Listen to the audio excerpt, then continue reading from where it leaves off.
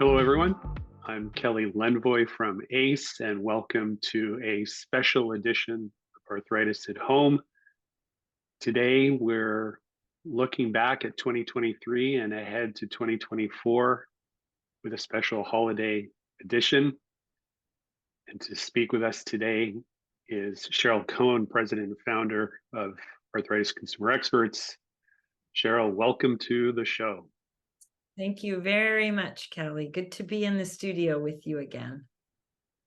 So I'm going to ask you to do a bit of a summary of 2023, but I thought I'd start because we have identified a theme for this year, and it's a theme that we've really borrowed from the work that we've done around truth and reconciliation. How has that work helped influence our holiday message this year, Cheryl? Yeah, so, this time of year isn't about Santa Claus, right? What? For children, it can be. I know for you guys. For children, it can be. But it really is about the season and the winter solstice season, which starts on December 21st. And it's a special time for Indigenous cultures.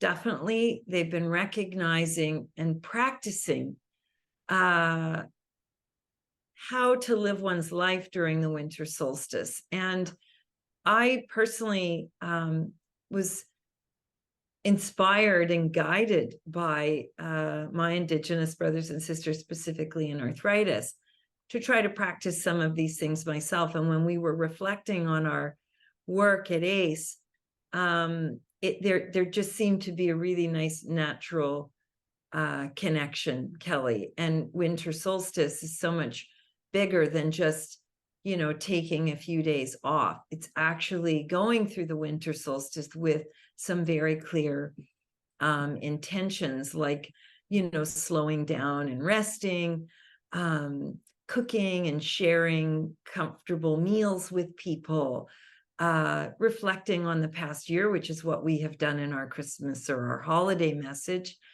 and thanking everyone, which we hope we've done well, decluttering our lives, and a number of other things. So there's lots of things that we can do in the winter solstice period, and we touch on some of those things in our message. But it's really about embracing the change of the season and welcoming in winter solstice. As we reflect, what in sort of broad terms or perspective stands out for you in terms of what was sort of our guiding light for the past year? I think for so many, the phrase coming out of the pandemic was sort of often heard, often spoken and often heard, and it's not just in arthritis, Kelly. We've seen this in our other disease area, organizational work. We've seen this out in society, certainly government. But as we kind of went through our 23rd year of continuous operation, our job is to look at what's happening out in the real world of arthritis, meaning our 50,000 members and the greater 6 million, and asking them, what is your world like today? And it's a different world today, Kelly, than it was pre-pandemic. We know that the way healthcare is delivered is different. Some of the gaps we faced before the pandemic are even greater post-pandemic. So it was about really working together as a team in ACE, yourself included in that, to kind of, get our finger on the pulse coast to coast of what people with arthritis are thinking, what their needs are. And those did shift, definitely. And how do we update our materials? How do we shift our focus? And those are some of the things I think that really came bubbling up as we did our work planning at the beginning of 2023 and in the delivery of that actual work. And I think, you know, us understanding the urgency, I call that a personality trait of ACE. Because we are by, for, and with people with arthritis, we understand that just talking about addressing needs isn't enough, that we actually have to take action. And I think hopefully that's what we've done over this past 12 months and will continue to do in the new year. So that exercise of listening carefully to arthritis patients coast to coast, we often talk about how important that is organizationally. And you often refer to not just that listening process, but how the work that we do, particularly through our national surveys, which is how we do our primary listening, how that fits into sort of this framework of listening, Yeah. creating information education, and advocacy. Can you just tell us a little bit about that? Yeah. So the survey activity itself is our, as you say, our ear to the ground. It's our listening exercise. We take the findings from those surveys, which were reported on, and they're on our website. So if people want to do some extracurricular reading, they can find it there under the Joint Health Insight tab. We really found out about how mental health affects arthritis and vice versa, right? It's a complex relationship between disease and mental health, and how our illness makes mental health status worse, and generally leads to poorer health outcomes all around. And those findings are being rolled into our new programming now. So we know better, because we listened, Kelly, how to address through our own information education programming the mental health and arthritis piece. When it comes to health literacy, which was another key survey topic of ours, we found out that there were differences between genders and the type of information that is needed, where they prefer, you know, where different genders prefer to consume the information, how information helps them in some of the self-care activities, such as medication taking, understanding why they're taking medication, how to take medication. These are all things that we found out how to better address in our programming, because we listened to them around health literacy, and the state of one's health literacy, and where they need certain types of health. And then lastly, we learned about arthritis and exercise. And as you know, back in 2022, the Canadian Rheumatology Association had their great debate on who should prescribe it. So, and there was, you know, a lot of back and forth, and it kind of ended up being a bit of a hot potato, Kelly. And no one really took ownership over who the primary caregiver would be, who the primary healthcare professional would be in prescribing our exercise. Not everyone with arthritis has access to an arthritis trained physiotherapist, for example. So we learned better by asking people what their current survey exercise habits are, or were before they got arthritis, what they're able to manage today, and what kind of help they need. So we're now building that into our programming. We built it into information pieces in 2023, and we'll be launching a brand new joint health education course on that topic. So, you know, our membership, you know, that line in Jerry Maguire, help me help you. Our members are so generous with their time and their experience, and they tell us what they need. And then we are the ones who have to turn around and create a program that is based on research, written in lay-friendly or consumer-friendly language, and then made widely available for free. That's our job. And we hope we're meeting the mark. To paraphrase another line from Jerry Maguire, it's really about show me the data. Yeah. And I think for people watching this episode, a reminder that we neatly package all the findings of our national surveys into special edition joint health insights, as well as an infographic. And there'll be links at the end of this episode to those summaries that I think people will find really helpful. So we capture the patient voice in our national surveys. We capture what is on top of mind for people living with arthritis, understanding their lived experience. We amplify that voice, we amplify that experience in our advocacy work as well. And maybe you can summarize for us some of the advocacy work that we did in 2023, again, informed by our careful listening of our members and arthritis consumers across the country. Yeah, first you remind me, Kelly, of some of the very important work that our team is doing on behalf of Canadians with arthritis. This listening, unless we turn around and actually amplify through our voice, our organizational voice at decision-making tables, we're not closing the loop, right? We're not closing the loop in those 3 pieces of pie: the listening, the developing and launching education information tools, and then advocating for those things that people need. So it is the final kind of, if you're a knitter, it's the final stitch in making the sweater to keep people with arthritis warm. I always appreciate the reminder that that's such an important piece of what we do, that simply talking about the findings of our survey results at decision-making tables is important, not to mention all the advocacy or the information materials that we build. Specifically, we took the experience of people with arthritis that are our brothers and sisters coast to coast that make up ACE, or Arthritis Consumer Experts. We participated in a very meaningful way in the transfer of arthritis care of people living with inflammatory forms of arthritis from the Northwest Territories to Alberta.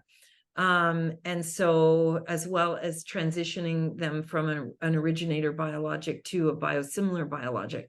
So our voice was a very important part of that table. We were part of government's ongoing conversation, as well as the rheumatology world's conversation about how best to care for these patients. The end result wasn't what we wanted, but it's a stepwise process. So you never in advocacy get everything you want all at once, but I think we took some very important steps there, and we have a terrific partnership with rheumatology in Alberta in this conversation. We also played a meaningful role in transforming reimbursement coverage in the province of Ontario for biosimilar biologics, and in the process created savings that we know are going to help innovate care for patients with arthritis, driving new conversations around how better to care for patients with inflammatory forms of arthritis up in the north of Ontario, where there are significant care gaps. So another very important conversation.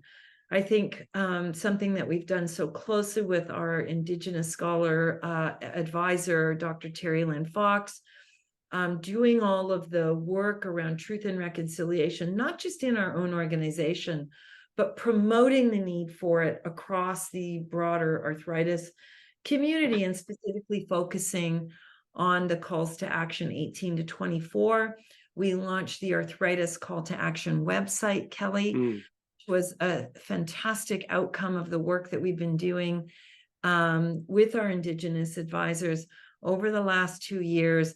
And it's now a very valuable resource for people in the arthritis community, colonials, settlers on this land, to do their work in a way that is culturally appropriate, that is safe, that considers and respects traditional healing practices and beliefs. So this walk that we're on, this journey that we're on with Dr. Fox and others, is probably one of the most meaningful pieces of work that we've done, I think, over the last 2.5 years, and we continue to do this work now into the future. And we're very lucky to be uninvited guests on the land of the Coast Salish peoples. It's where most of our team members live, work, and play, and we're very grateful to be able to do that. And then I think another important piece, Kelly, of making noise from the surveys is raising arthritis awareness during provincial elections. And as most in our country know, we had 3 elections, 2 in provinces and 1 in territory, Alberta, Manitoba, and the Northwest Territory. So making certain that arthritis was the top of mind for people running for office in those provinces and territory. And now we have meetings set up to talk to them about arthritis and how it should be a focus of their mandate letters in health and other portfolios of government. That's a really valuable program, because what we know during every election, healthcare is always, number 1 or 2 topic of concern for voters. And yet the candidates who don't want to get bogged down into details about healthcare and healthcare reform don't really talk specifically about healthcare issues. And this is a way I think that ACE effectively tries to get them focused and have them express in some detail their positions on models of care of arthritis in their province or territory. And I think our audience really appreciates getting that information and helping inform them as they get prepared to vote. Absolutely. And the only thing I would add to that's a really good point, Kelly. The only thing I would add to that is, it's important for people who are viewing the program to know this. We get so many letters, and they're all posted back to our website, by the way. You can go to the advocacy section. I think they'd be surprised how many respond, Kelly, saying, oh, I have an aunt who has rheumatoid arthritis. Oh, my mom has it. My sister has it. The people we elect to office, we're helping them talk about it too. They're leading their own personal lives, Kelly, not talking about something that is impacting their family, their family member, or even themselves. We are helping them open their mouth and talk about arthritis in the same way that the mental health community did years ago, when mental health, those things weren't spoken about. Mental health disorders were not in the conversation, and now they are. And this is how we have to make it happen in arthritis. We have to encourage our politicians, our elected officials, to talk about what's happening to them in their own lives. They are us and we are them.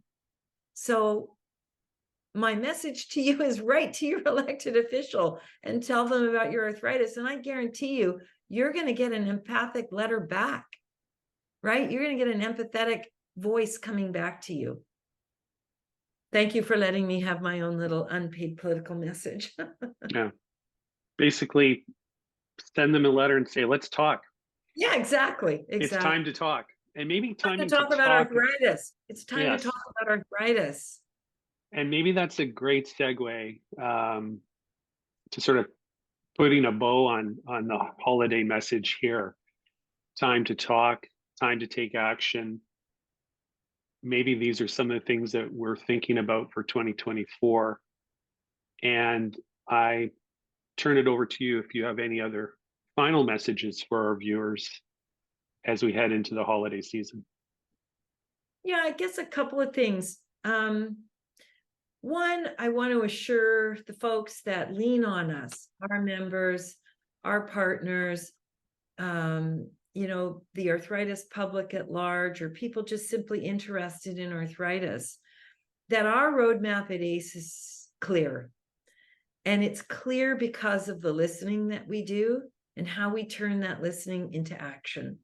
I think I want to assure people that process is like, that's the fire in our belly every day at ACE. Two, I want to say, hopefully to folks who are in government who may be tuning in, that governments can no longer afford, to delay making positive change in our community. They've done it in so many, and we congratulate them on that. But they have to recognize that arthritis, all the different types of it, but arthritis is serious. It's serious like cancer. It's serious like mental health. It's serious like diabetes.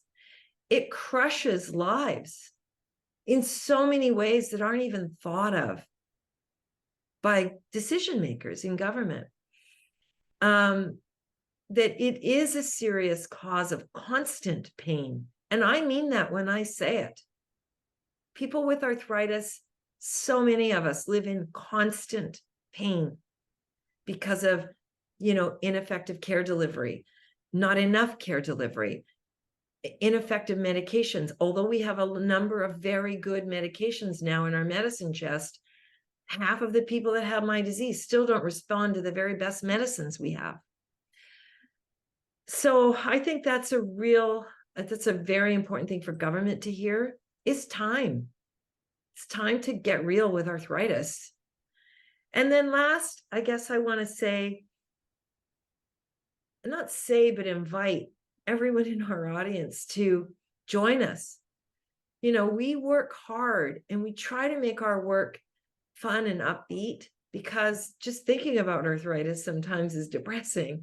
So we try to keep a very positive approach to our work. That's why our programming all falls under that word, joint health. We like to think about the glass half full in arthritis, not half empty. And we want them to join us. We want them to join us in spirit, in word and deed, and make things culturally appropriate, relevant, accessible, equitable. We want people to go all in with us on making these words the foundation of the care that we're getting in Canada. And then, of course, just wishing everyone, Kelly, a safe and healthy and peaceful holiday season, winter solstice. It really is a time to kind of rest and reflect, and also rejuvenate and come back into the new year with the same fire in our belly. So I just thank you and the whole team at ACE, and everyone out there in arthritis land. We are you and you are us, and we love you to pieces, and we're so grateful to be able to do work for you. Happy holidays, everyone. Looking forward to seeing you in 2024. Thanks, Cheryl. Peace.